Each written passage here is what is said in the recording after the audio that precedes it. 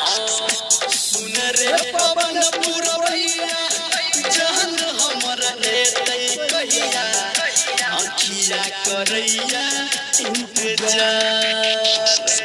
सुन रे पवन पुरवैया जान हमरा लेतै कहिया अखिया करैया इंतजार ससुरा ओकर छही बहुत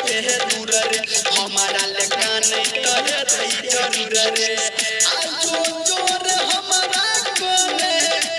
जान के पास पूरा बोइया रे मनवा हमर छही उदास पूरा बोइया